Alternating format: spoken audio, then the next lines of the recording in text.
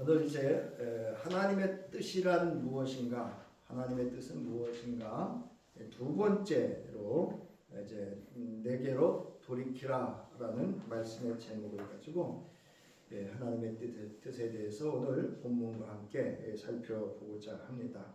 하나님의 뜻이란 하나님의 목적 또는 바람을 의미한다 이렇게 말씀을 드렸습니다. 그래서 하나님께서 인간을 창조하신 목적이 있습니다. 의도가 있습니다. 뜻이 있습니다. 하나님의 형상과 모양대로 창조하셨습니다. 그것은 인간을 통해서 하나님의 존재하심과 그 영광을 드러내서 하나님의 살아계신 하나님, 또 온 우주 만물의 생명의 근원인 창조주 하나님을 그 존재를 입증, 드러내게 하기 위함입니다. 두 번째로는 그들이 복을 받아서 생육하고 번성하고 땅에 충만함으로 하나님 안에서 하나님의 말씀과 즉 하나님의 존재와 함께하는 이들이 그 안에서 누릴 자유와 행복함을 누리게 하기 위해서 창조하셨다는 것을 알 수가 있습니다. 이것은 창세기 1장 26절부터 28절의 말씀을 통해서 우리가 알 수 있습니다. 자, 그런가 하면 하나님께서 인간을 구원하신 목적이 있습니다. 아담과 하와를 구원하신 목적이 있고, 이제 노아의 방주를 통해서 이제 노아의 가족을, 모든 인류를 구원하시고자 하셨던 하나님의 계획이 인간의 완악함으로 인해서 무너지고, 하나님의 말씀을 따랐던 노아를 통해서 하나님의 구원의 역사가 이루어지는 목적이 하나 있습니다. 그건 창세기 9장 1절과 6절부터 7절에 나타나 있는데요. 하나님께서 하나님의 형상과 모양대로 창조하신 저들을 통해서 하나님의 형상과 모양이 있다면 그 영광으로 드러내는 그 약속, 하나님의 존재하심을 드러내는 데 있어서의 우리가 말하는 증인의 역할을 하기 위해서 그를 구원하셨고, 두 번째로는 그 주셨던 복을 진실하시고 성실하신 하나님께서 그 말씀의 언약을 이루시기 위해서 그들을 구원하셨다는 겁니다. 자, 그렇다면 이 예수께서 인간의 몸을 입고 이 땅에 오신 목적이 있습니다. 그것은 하나님이 우리와 함께 하시기 위함입니다. 그러니까 예수 그리스도 안에서 하나님이 우리와 함께 하시기 위해서 예수께서 인간의 몸을 이 땅에 인간의 몸을 입고 이 땅에 오신 줄 여러분 믿으시기 바랍니다. 그래서 마태복음 1장 23절에도 보면 예수의 이름이 예수 그리스도가 임마누엘이다 이렇게 말합니다. 그래서 임마누엘을 번역하면 하나님이 우리와 함께 계시다. 또 요한복음 1장 14절에 보면 그 말씀은 육신이 되어 우리 가운데 사셨다 합니다. 거처가 되셨다라는 건 함께 사셨다는 거예요. 근데 저나 여러분이나 이렇게 예수께서 인간의 몸을 이 땅에 입고 오신 것은 하나님이 인간과 함께 사시기 위해서 오셨다라고 하는 것.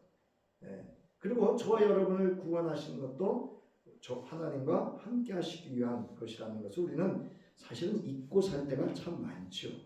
그렇기 때문에 우리가 살아가는 우리 속에서 육신의 생각과 세상을 추구하고 세상 세속을 쫓으면서 분노하고 시기하고 다투고 분쟁하고 이런 육신에 속한 모든 언행이 우리 속에서 이루어지는 것을 볼 수가 있습니다. 아무튼 예수께서 인간의 몸을 입고 이 땅에 오신 목적은 뭐라고요? 그리스도 예수 안에서 하나님이 우리와 뭐 하시기 위해서? 함께 하시기 위해서 이 땅에 오셨다는 겁니다. 자, 주님께서 나를 택하신 목적이 있습니다. 즉 나를 택하신 하나님의 뜻이 있습니다. 에베소서 2장 22절에 보면 하나님이 함께 하시기 위해서 나를 택하셨어요. 그리고 하나님의 나라와 뜻을 이루기 위해서 나를 택하셨습니다. 이건 뭐 아주 기본 중에 기초고요. 이건 우리 복음의 아주 원초적인 원시적인 그런 아주 근원적인 복음이 되겠습니다. 자, 그런가 하면 마태복음 5장 16절에 보면 너희의 착한 행실을 보고 하늘에 계신 너희 아버지께 영광을 돌리게 하라 하겠습니다. 이것이 앞서 말씀드렸던 하나님께서 하나님의 형상과 모양으로 인간을 창조하신 목적입니다. 하나님의 존재는 거룩과 영광입니다. 그래서 우리의 존재를 통해서 하나님의 존재가 드러나게 하기 위해서 우리를 택하셨다라고 하는 겁니다. 자, 그 다음에 또 한 가지는 너희는 온 세상에 나가서 만민에게 복음을 전파하라라는 겁니다. 예. 또 이제 우리가 지난주에 말씀을 살폈듯이 부활하신 이후에 예수께서 제자들을 찾아오셨고 성서를 가르치셨습니다. 그리고 나를 보낸 것 같이 나도 너희를 세상에 보내겠노라. 그러면서 이 모든 일에 증인이 될 것을 그래서 지상이임 명령을 부여하셨던 겁니다. 자, 이처럼 우리가 하나님께서 나를 택하신 목적은 첫째로 뭐라고요? 그리스도 예수 안에서 나와 함께 하시기 위함이고, 두 번째로는 하나님의 존재하심을 나의 존재를 통해서 또 나의 삶을 통해서 드러내는 것이고, 세 번째로는 이 모든 일에 즉 예수 그리스도가 이 땅에 오셨고 인간의 몸을 입고 이 땅에 오셨고 십자가에서 왜 죽으셨는지, 그리고 왜 부활하셨는지, 그리고 다시 승천하시고 성령이 오시고 다시 오심에 대한 그 모든 복음에 대한 증인으로 설 것을 세우기 위해서 우리를 택하셨다라고 하는 겁니다. 자, 오늘은 이제 이 돌이킴이라고 하는, 내게로 돌아올 돌이키라고 하는 이제 하나님의 뜻을 살피기 위해서 먼저 진정한 회개와 용서의 관계를 이제 살펴보고자 합니다. 2007년도 아주 그 밀양이라고 하는 영화, 원작은 원래 이청준 씨가 쓴 벌레 이야기라고 하는 원작을 이 이창도라고 하는 감독이 밀양이라고 하는 제목으로 전도연 씨와 송강호 씨가 주연하는 그런 영화가 이제 또 아주 큰 사회의 이슈를 던졌고, 사실은 신앙적으로 기독교 신앙과 신학적으로 큰 질문을 던졌던 그런 영화입니다. 이 그 영화 밀양에서 이제 신혜라고 하는 전도연 배우가 이제 그 역을 맡았는데요. 남편을 잃고 허영심에 가득 차서 밀양에 이제 오게 됩니다. 남편의 고향인 밀양으로 오게 되고, 여러분 그 3편입니다. 밀양으로 와서 정착을 하려고 왔습니다. 근데 이 여자가 은연중에 자기 자랑을 많이 합니다. 여러분 자랑하는 거 조심하셔야 돼요. 이 여자가 나 돈도 있고 뭐 이렇게 자랑을 했어요. 그랬더니 그 지역의 어떤 나쁜 인간이 그 아들을 유기해 갑니다. 돈이 많은 여자니까, 서울 여자니까. 여러분 돈 자랑하지 마세요. 도둑 듭니다. 강도 들어요. 그래서 이 자랑, 그런 허영심에 찬 이 여자에게서 아이를 빼앗고 돈을 요구하다가 결국 이 아이가 죽습니다. 그래서 이 여인이 아주 괴로운 중에 그 송강호라고 하는 그가 이제 그를 돕죠. 그러던 어느 날 약국을 하는가요? 그 장로 한 분이 이분에게 전도를 합니다. 이 여자. 그래서 이제 이 여자가 이제 교회를 나가게 됐고, 교회에서 뭐 이제 이 분석한 거를 보면 거기서도 역시 허영심에 찬 신앙생활을 합니다. 그러면서도 한편으로는 또 위로도 받고 치유도 되는 중에 이제 이 유괴범을 용서해야 되겠다라는, 그래 내가 자유할 것 같은 마음이 들었는지 하여튼 그 유괴범을 이제 용서하려고 교도소를 찾아갑니다.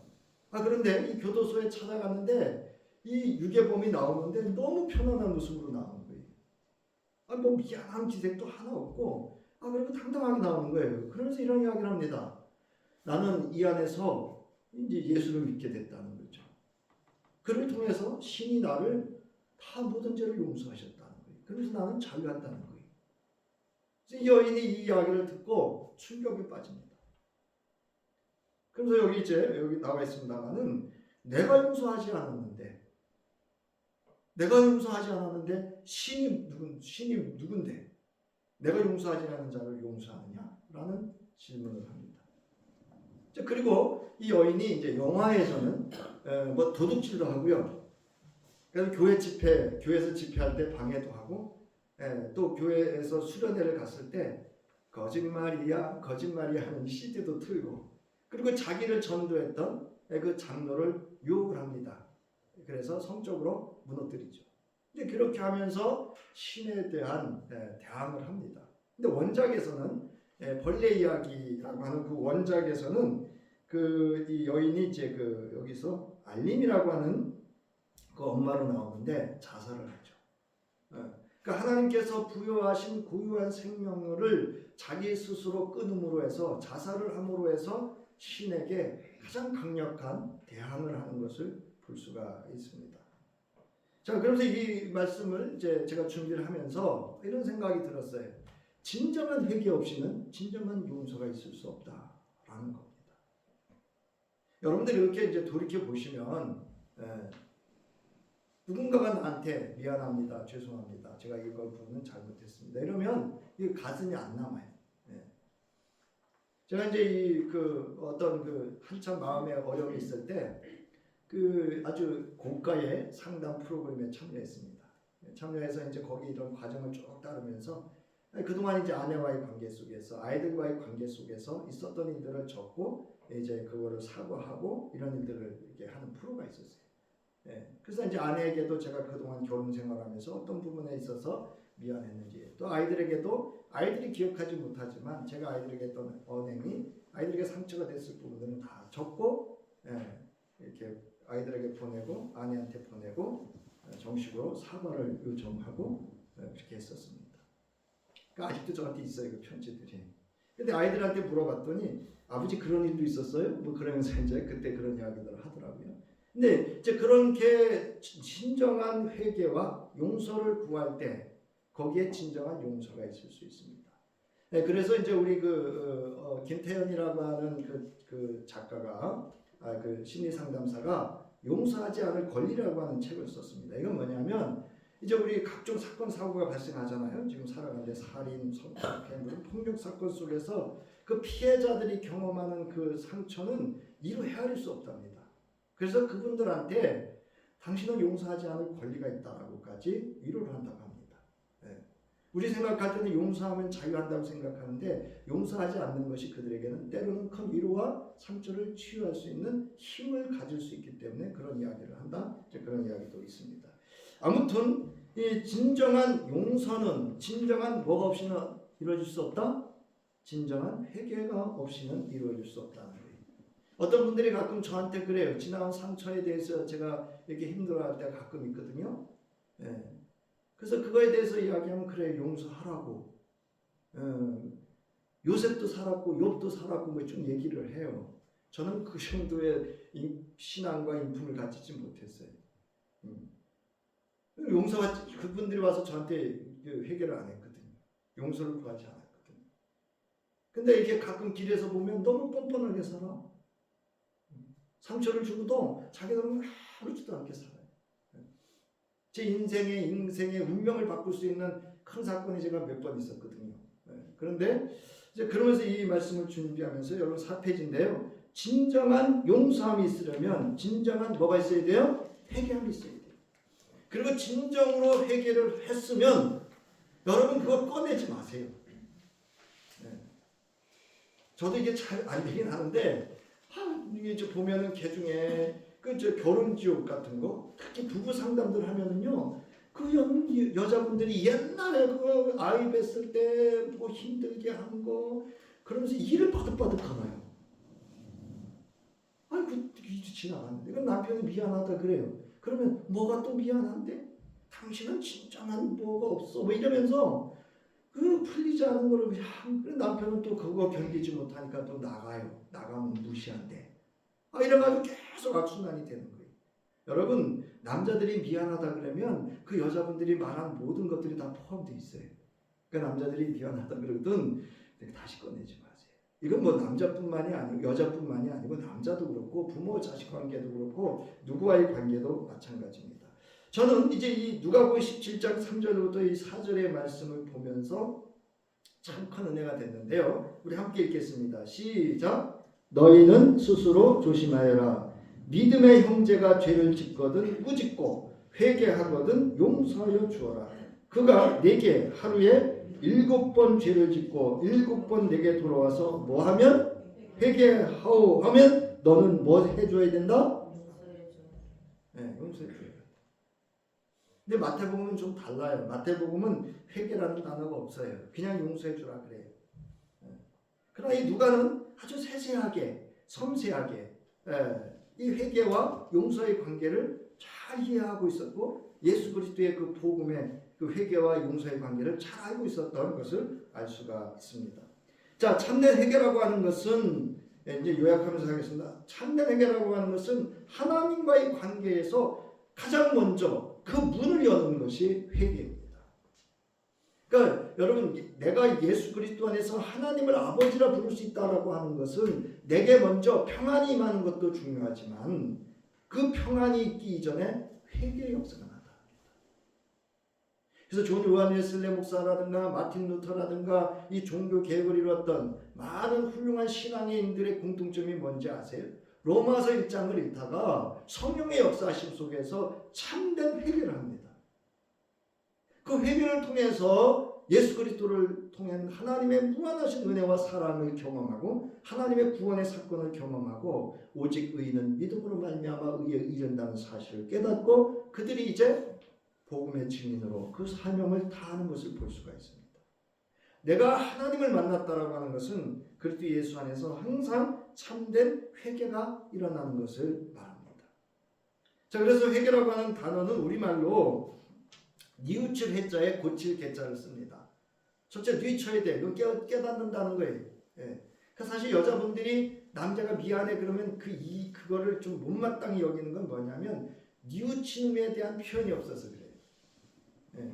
당신이 그럴 때 내가 이렇게 해서 이건 내가 잘못했네. 미안해. 이렇게 해야 되는데 또 남자들은 사실은 그거 다 생략하고 미안해 이러는 경우가 많거든요. 근데 그거를 표현해야 돼. 뉘우침이 있어야 돼. 그 다음에 회개 개자는 뭐냐면 고친다는 거예요. 그런 일이 또다시 반복되어져서는 안 된다는 겁니다.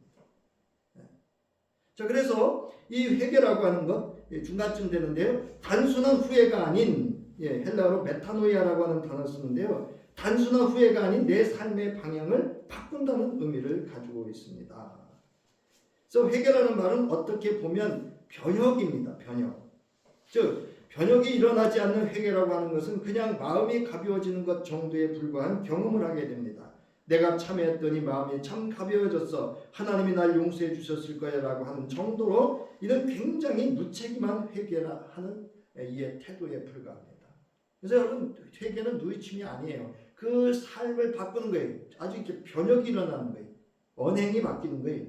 삶의 방식이 바뀌는 거예요.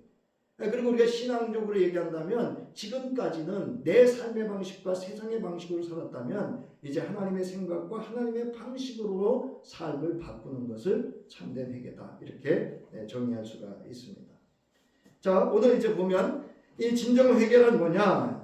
이제 그 첫 번째 이게 두 아들이 나오거든요. 본문에 그 두 아들에게 있어서 우리가 진정한 회개가 뭔지를 좀 살펴보려고 하는데요. 자, 진정 회개란 이런 변혁과 함께 자아중심적인 삶을 살고 자기 욕망대로 살고 있던 삶이 부끄러지고 이렇게 살면 더 이상 안 되겠다 생각해서 내 삶의 방향을 전환하는 것이 회개입니다. 돌이키는 거예요. 돌이키는, 완전히 돌이키는 거. 이것을 오늘 본문에서 이에 일어나서 아버지에게로 돌아가니라고 하는 집 나간 둘째 아들에게서 볼 수 있습니다. 그러면 용서라는 건 뭐냐? 국어 사전에 보면 지은 죄나 잘못에 대하여 꾸짖거나 벌을 주지 않고 너그럽게 보아주는 것은 용서다. 이게 이제 사전적인 의미예요. 보통 우리가 이렇게 생각을 해요. 용서하면 국어 사전적인 의미를 생각합니다. 그런데 성서적인 이 용서라고 하는 것은 앞서 말씀드렸듯이 그가 자신의 잘못, 죄와 허물을 깨닫고 뉘우치고 와서 완전한 삶의 방식과 그 언행과 삶의 방식을 전환, 변혁시키는 것을 시키는 것에 대한 반응으로 할 수 있는 것이 용서라고 하는 것입니다. 그래서 여기 사전적인 의미를 이렇게 넣어놨는데 여러분들이 한번 참조하시면 되고요. 그래서 이제 하나님의 용서는 그것에 대한 값을 지불하죠. 삭을 지불하고 하나님의 사랑과 은혜 가운데 사실은 무조건 용서하시고 그게 사랑이죠. 그러나 그 사랑을 하셨지만 하나님과의 관계가 온전해지려면 참된 회개가 있어야 되는 것을 우리가 이 성서를 통해서 알 수가 있습니다. 자, 이제 오늘 본문을 통해서 우리가 그러면 하나님의 뜻, 내게로 돌이키라고 하는 하나님의 뜻이 무엇인지를 우리가 좀 살펴볼 텐데요. 이 내용은 여러분들이 익히 좀 알고 계십니다. 좀 알고 계셨기 때문에 역시 좀 간단하게 요약을 하면서 말씀을 드리겠습니다. 오늘 본문의 비유, 이건 비유입니다. 비유에 앞서서 두 가지 비유를 들어요. 또 잃은 양을 찾는 목자의 비유가 있고 돈을 잃어버린 돈을 찾은 여인의 비유가 있습니다. 그래서 이렇게 찾는 것에 대해서 생명을 찾고 그 가치를 찾는 것에 대해서 이제 이야기를 하고 있으면서 이 누가복음 15장 오늘 본문은요 사실은 누가복음에만 나타나는 그런 비유입니다. 그래서 저는 이제 오늘 말씀을 이렇게 준비하면서 누가가 이제 그 예수님에 관한 말씀과 사건과 모든 일들을 들으면서 이 부분이 그에게는 가장 어떻게 보면 예수 그리스도의 그 삶과 그 가르침과 그의 존재하심 속에서 이 본문이 가장 그에게 그 중요한 본문으로 경험되어졌던 것 같습니다. 근데 사실은 이 본문이 오늘 본문이 예수 그리스도의 그 통한 하나님의 모든 구원의 역사에 그 놀라우신 복음의 비밀이 사실 담겨져 있고 또 하나님의 그 깊은 마음이 담겨져 있는 것이 오늘 본문이다 이렇게 할 수가 있습니다. 그래서 오늘 이 본문의 비유에서 세 가지를 핵심적으로 강조하고 있는데요. 하나는 방탕한 작은 아들은 죄인으로 묘사하고 있고요. 맏아들은 스스로 어렵다고 판단하는 유대 지도자들을 가리키고 그리고 아버지는 하나님을 가리키고 있다라고 하는 겁니다. 이거 우리가 이제 비유이니까 그런 것을 가지고 담고 있다라고 하는 것을 좀 기억하시면 좋겠습니다. 자, 그러면서 죄인들은 자신의 죄악을 철저하게 깨닫고 뉘우치며 하나님에게로 돌아와야 한다. 이것이 진정한 회개임을 여기서 예수님이 이 비유를 통해서 아주 강조하고 또 권면을 하고 있습니다. 그리고 의인들은 하나님에게 돌아오려고 결심하고 행동에 옮긴 죄인들을 기꺼이 받아주어야 한다는 거예요. 왜냐하면 이 당시 유대인들은 죄인들을 이렇게 가까이 하지 않았어요. 부정한 것들, 더러운 것들, 그래서 예배도 참여할 수 없었고 그들과 교제가 이루어질 수 없는 그들을 철저하게 배척하고 차별하는 그런 일들을 행했죠. 악이죠. 자, 그리고 나아가서 이 비유의 핵심에는 자기의 두 아들에 대한 아버지의 반응이 놓여 있는데요. 이 비유에서 보여주는 아버지의 두 아들에 대한 반응은 사람들이 각자 또 어떻게 자신의 위치, 자신의 존재의 위치와 함께 어떻게 하나님의 그 가르침, 즉 회개에 관한 가르침을 받아들일 것인가를 독자들에게 이야기하고 있고 가르치는 그런 내용이다 이렇게 볼 수가 있습니다. 여러분 그 본문 개요는요 참조하시고요. 자, 이제 이 본문을 보면 먼저 하나님의 뜻에 있어서 마음과 뜻을 돌이키라는 겁니다. 따라하시기 바랍니다. 뜻과 마음을 돌이키라. 자, 오늘 본문의 비유의 이야기는 작은 아들이 아버지의 재산 가운데서 자신이 장차 받게 될 몫을 미리 달라고 요청하는 것에서부터 시작이 됩니다. 그 몫을 받고 나서 작은 아들은 자기가 하고 싶은 대로 가고 싶은 곳으로 떠납니다. 그리고 그곳에서 그것도 아주 멀리 떠났다는 얘기는 아버지의 그 통치권 안에서 벗어나겠다는 거예요. 그래서 우리 찬송가에도 있죠. 멀리 갔더니 멀리 간 게 아니고 멀리 갔다는 얘기는 그 하나님의 주권의 통치 영역에서 벗어나겠다는 거예요. 자기 뜻대로, 자기 생각대로, 자기 소견대로, 자기 방식대로 살겠다는 겁니다. 자, 그래서 그 아들은 여기 보면 이제 우리 성서에 보면 13절에 보세요. 그 후 며칠이 안 돼요. 그랬어요. 짧은 시간 안에 둘째 아들이 재물을 다 모아가지고 먼 나라에 가 거기서 허랑방탕했다. 허랑방탕. 그럼 허랑방탕이 뭐죠? 음란했다는 거예요. 음란했다는 거예요. 그 다음에 그 재산을 다 소비했다. 이렇게 말합니다. 아주 짧은 시간 안에 이런 일들이 일어났다라고 하는 것을 알 수가 있습니다. 그래서 이제 이 둘째 아들, 작은 아들은 더 이상 내려갈 때 내려갈 수 없는 상황이 된 거예요. 그래서 그가 한 일이 뭐냐면 14절 다 없앤 후 그 나라에 크게 또 뭐까지 들었어요? 네? 흉년까지 들었습니다. 이거 우리가 흔히 뭐라 그래요? 엎친데 덮쳤다 그랬죠. 이걸 우환이라 그래요. 우리 인생도 살아가다 보면은요 이럴 때 있어요. 사실 여기 보면 자기가 잘못 사는 거예요. 이거는. 여러분 고난은 두 가지가 있습니다. 하나는 하나님의 뜻이 있어서 연단의 과정으로 고난이 주어질 수 있어요. 그런데 좀 표현은 그렇습니다. 지가 잘못해놓고 지가 잘못해서 당하는 고난이 있습니다. 근데 사람들이 이걸 구분은 잘 안 해요. 어떤 사람이 자기가 잘못해서 어려운 일 당하면서 하나님은 그때 뭐 했니? 제가 그랬어요. 하나님이 그렇게 살라고 너 미리 얘기했는데 너가 그거 몰랐든지 무시했든지. 자, 아무튼 이제 큰 흉년이 들어서 아주 어려운 중에 어려운, 여기 심이라고 하는 것은요 엄청난 가뭄을 이야기해요. 엄청난 흉년. 그러니까 여러분 흉년이 들었다는 건 나만 어려운 거예요? 다른 사람도 어렵다는 얘기예요. 네? 다른 사람도 어렵다는 얘기죠. 그럼 도움의 손길을 받을 수 있어요? 없어요? 받을 수 없는 상황이에요.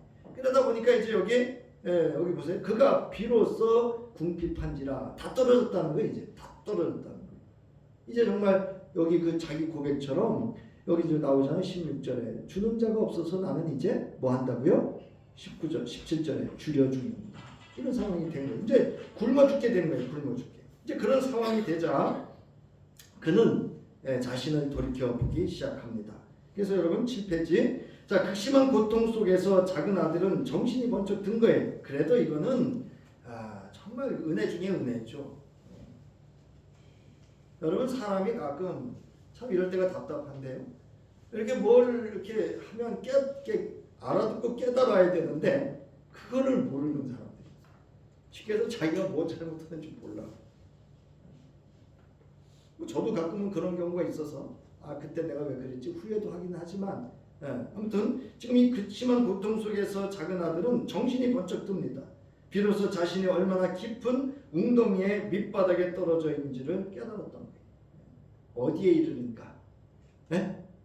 죽음, 생사를 가늠하는 선에 섰을 때, 그 경계에 섰을 때 정신이 번쩍 드는 거예요. 근데 그나마 죽음의 사선에 서서도 못 깨닫는 사람들이 있어요. 한 가지 예를 들면 이거예요. 술 먹으면 죽어요. 그래서 뭐 간경화나 간암 판단을 받고도 그 사람 뭐 먹어요? 술 먹어요. 밀어난 거죠. 우리가 이제 세계에서 도박 있잖아요. 도박. 제가 이제 가끔 그 용감한 형사들이라든가 이런 사건들을 볼 때 보면 여러분 도박 때문에 자기 아내를 죽이고요. 자기 부모 죽이고 그래요. 저기 보세요. 스스로 돌이켜라고 하는 것은 그래서 그는 자신에게 와서 말하고 있었다라는 말로 오늘날로 말하면 그가 스스로 스스로 정신을 차렸다는 거예요. 사랑하는 성도 여러분, 우리 하나님 앞에서 정신 차리시기 바랍니다. 이거 뭐 여러분 나이 연세 많으신 분들한테 내가 저거 아니에요. 하나님 앞에서 정신 차려야 돼요. 저나 여러분이나.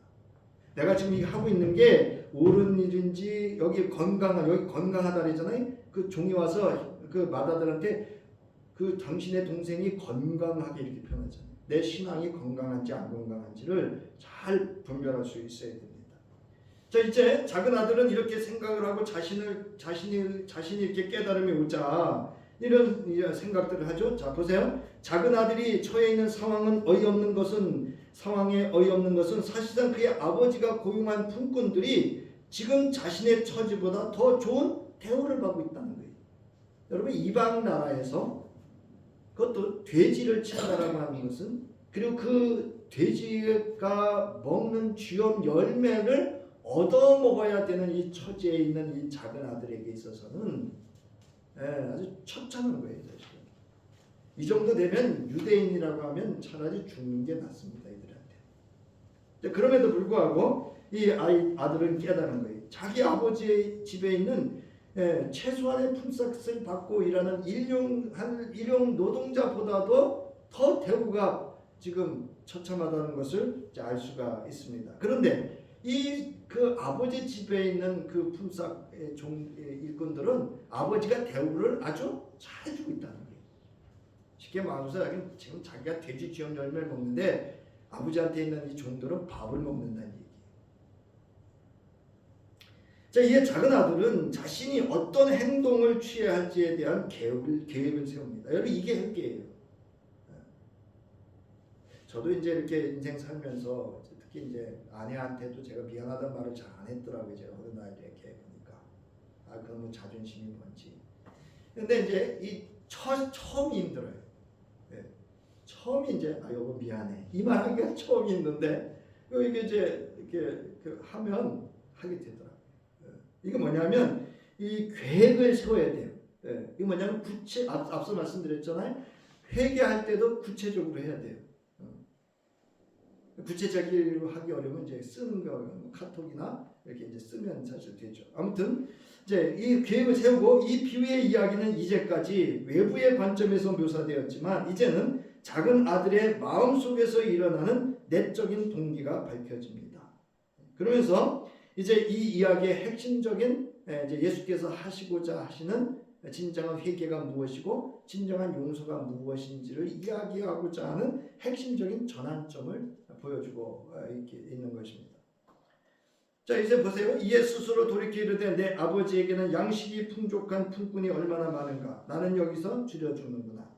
내가 일어나 아버지께 가서 이르기를 아버지 내가 하늘과 아버지께 죄를 지었사오니 지금부터는 아버지의 아들이라 일컬음을 감당하지 못하겠나이다. 나를 품꾼의 하나로 보소서 하리라. 내면적 즉 마음속 깊이 갈등하고 있는 작은 아들은 하나님과 아버지 앞에서 자신이 대단히 어리석은 짓을 저질렀다고 뭐 하는 데 있어요? 인정하는 데 있습니다. 여러분 그 사건 사고를 이렇게 보면 자백한다 그러잖아요. 자백. 근데 특징이 하나 있대요. 처음 범죄한 사람들은 자백을 잘 한대요. 근데 두 번 전과자들은 안 한답니다. 자기 지은 죄를 인정 안 한대요. 그러니까 악한 거죠 사실. 자, 그 다음에 여기 이제 인정하는 거 중요하고, 그 다음에 내가 일어나 갈 것이다 라고 합니다. 곧바로 간다 라고 하는 행동이 있어야 돼요. 미안한 마음이 있어. 내가 참 그때 참 그래서 미안해. 미안한 마음은 있어. 그렇지만 여러분 행동하지 않으면 상대가 알아요 몰라요? 네? 모릅니다. 자, 아무튼 이제 여기 보면 누가 일어나 간다 그래요?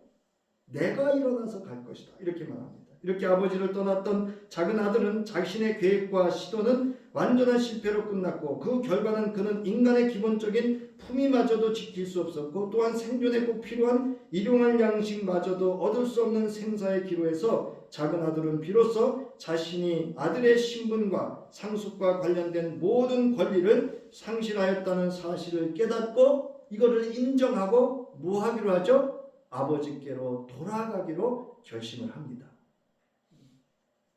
그래서 18절을 보면 내가 일어나 아버지께 가서 이르기를 아버지 내가 하늘과 아버지께 죄를 지었사오니 라고 합니다. 그는 자신이 아버지에게 무슨 말을 해야 할지 생각합니다.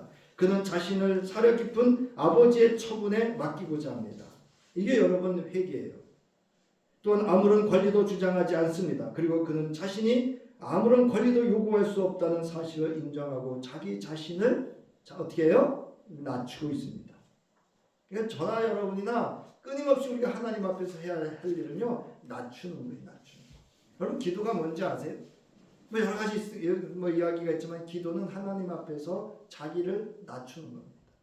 네. 지금부터는 아버지 아들이라 일컬음을 감당하지 못하겠나이다. 나를 품꾼의 하나로 보소서 하리라 하고 그는 어떻게 하죠? 먼 나라를 떠났던 그곳에서 아버지께로 이제 돌아오는 것을 볼 수가 있습니다.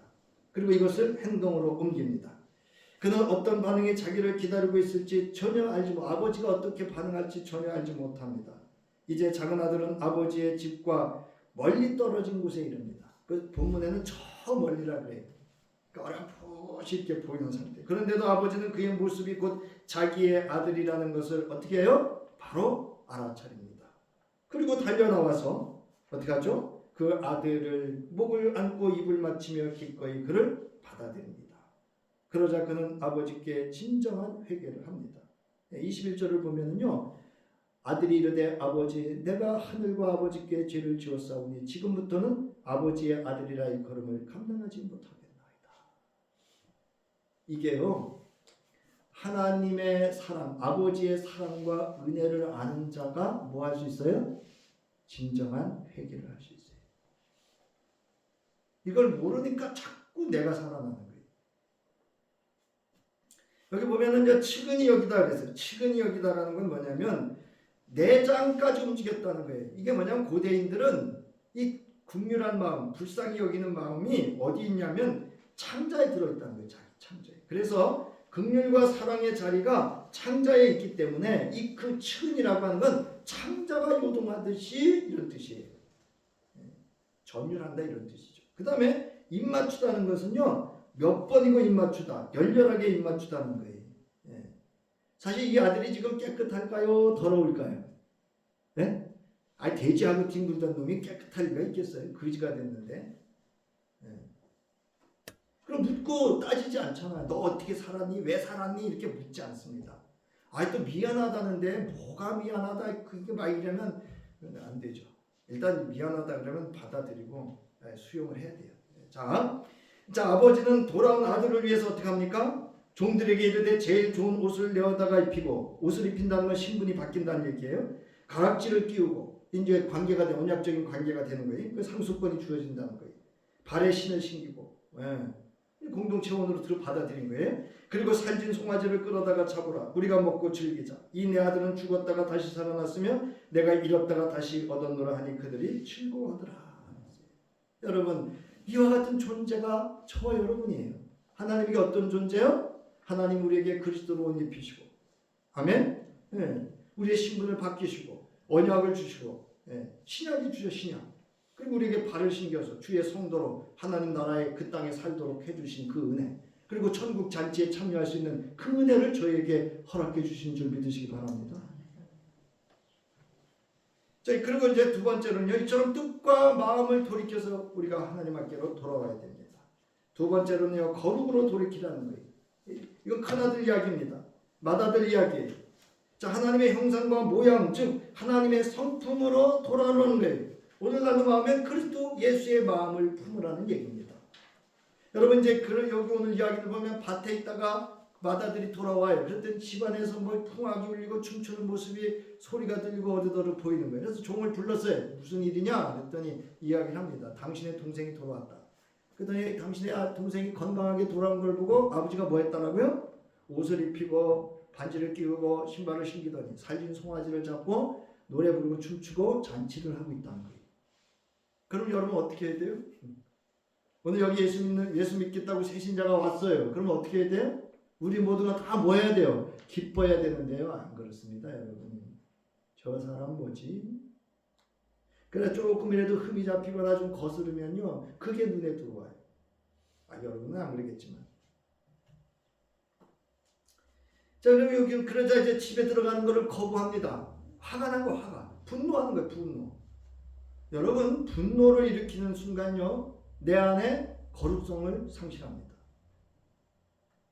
가인이 아벨과 같이 제사를 드렸을 때 하나님이 어떻게 했어요? 아벨과 그 제물은 받았어요. 근데 가인과 그 제물은 받았어요? 안 받았어요? 안 받자 가인이 뭐 했어요? 분노했습니다. 거룩성을 상실한 겁니다.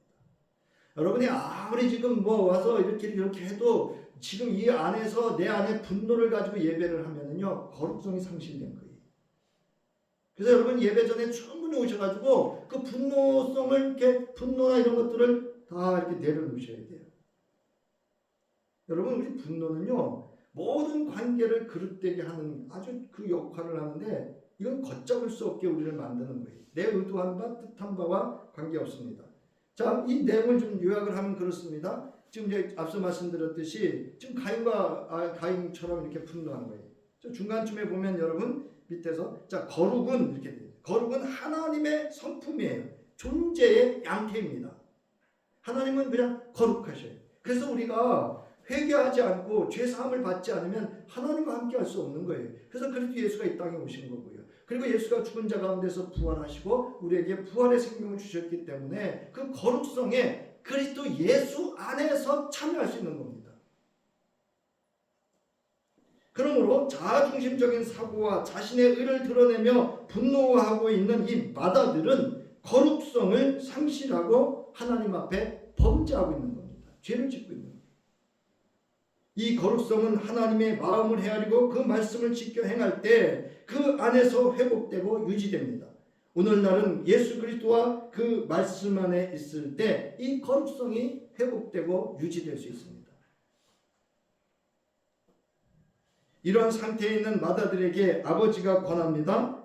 너는 항상 나와 함께 있으니, 여기 중요한 표현, 내 것이 내 것이로되 이 내 동생은 죽었다가 살았으며 내가 잃었다가 얻었기로. 뭐라 그래요?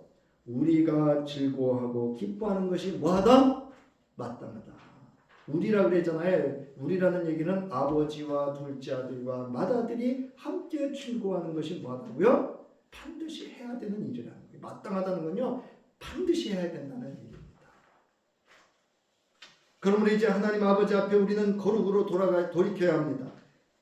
자신의 뜻과 마음을 돌이켜 스스로 일어나 아버지 앞으로 나아오는 진정한 회개를 하였다면 하나님과 항상 함께 살며 하나님이 주시는 은혜, 내 것이 다 내 것이다라고 하는 자유를 누리며 하나님께서 즐거워하고 기뻐하는 그 거룩한 잔치에 거룩성을 가지고 참여할 수 있어야 합니다. 즉 하나님의 마음을 헤아리고 그 말씀으로 살아가는 거룩으로 돌이켜야 됩니다. 이것이 하나님의 뜻입니다. 이제 나갑니다. 우리는 늘 깨어 본문의 작은 아들과 같은 죄를 범하지 않도록 해야 합니다. 그러나 더욱 경계해야 될 것은 맏아들과 같은 거룩성을 상실하지 않아야 함도 아주 중요합니다. 이제 하나님의 뜻은 무엇입니까? 마음을 돌이켜 진정한 회개함으로 하나님께 돌아오는 것과 그 안에서 하나님과 그 말씀과 함께 모든 것을 내어주신 그리스도 예수 안에서 누리는 모든 은혜를, 내 은혜가 내게 족하다라고 했던 바울처럼 거룩한 삶으로 돌이켜 사는 데 있습니다.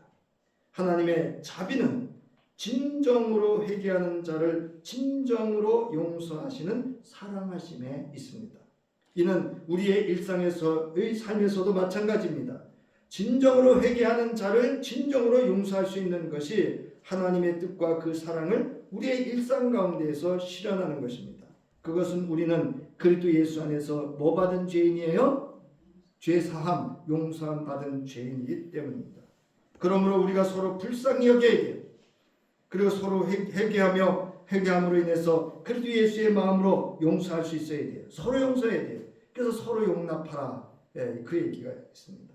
성령의 도우심 가운데 우리의 일상에서 서로 진정한 회개함과 진정한 용서함을 통해서 하나님의 거룩함을 회복해서 하나님의 뜻을 이루는 삶이 될 수 있기를 주의 이름으로 축원합니다.